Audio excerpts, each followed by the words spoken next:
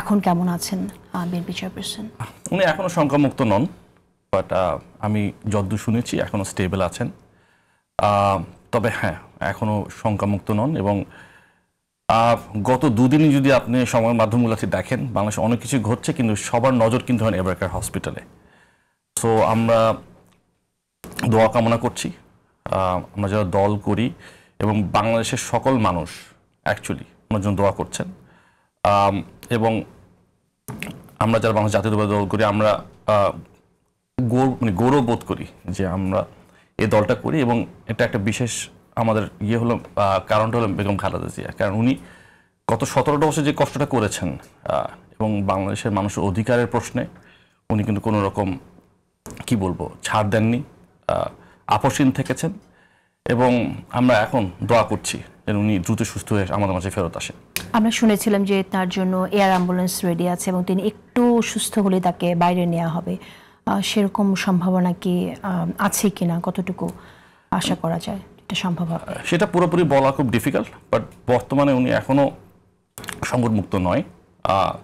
তো ইনশাল্লাহ আশা করছি উনি দ্রুত সুস্থ হয়ে আমাদের মাঝে ফিরে আসবেন এবং আবার দেশবাসীকে আপনাদের মাধ্যমে বলবো ওনার জন্য দোয়া করার জন্য।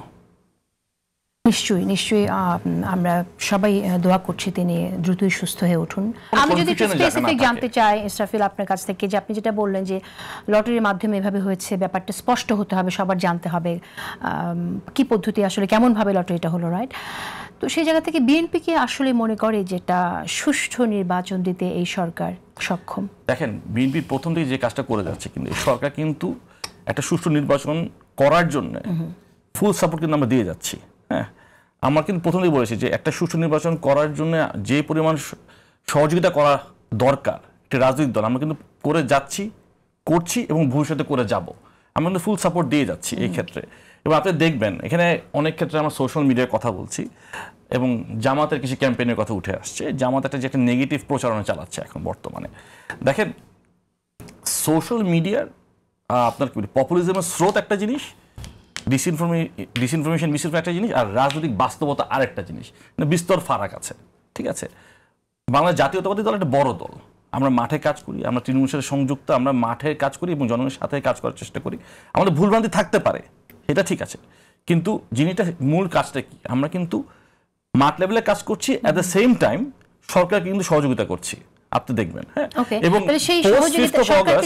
যে স্থিতিশীলতা আছে এখন, যেটা এনআরকির দিকে যেতে পারতো, এই স্থিতিশীলতা রাখার ক্ষেত্রে কিন্তু বিএনপি একটা বড় অবদান আছে। ঠিক আছে, সেটা আমি বুঝলাম, কিন্তু আমার প্রশ্ন ছিল আশাবাদী যে ইনশাআল্লাহ আমরা একটা ভালো নির্বাচন দেখব। এটা আপনি আশা করছেন যে সুষ্ঠু নির্বাচন হবে, কিন্তু এই যে আমরা প্রশাসনের রদবদল নিয়ে প্রশ্ন শুনছি, যাতে বিএনপি হ্যাপি না লটারির মাধ্যমে যেভাবে হয়েছে, তো এই যে আনহ্যাপিনেস, এটা তাহলে বিএনপি খালি না, আমি মনে করি জনগণের মধ্যে একটা বিভ্রান্তি সৃষ্টি হচ্ছে, সাধারণ মানুষ তো কনফিউজড। কাজে এখানে যাই করতে হবে স্বচ্ছতা ভিত্তিক, আমাদের রাজনৈতিক দল আমাদের মানুষের আকাঙ্ক্ষাটার প্রতিফলন করতে হবে। আমরা সেই জন্যই বলছি যে জনগণের সাথে এইসব প্রসেসগুলো ট্রান্সপারেন্ট হওয়া দরকার।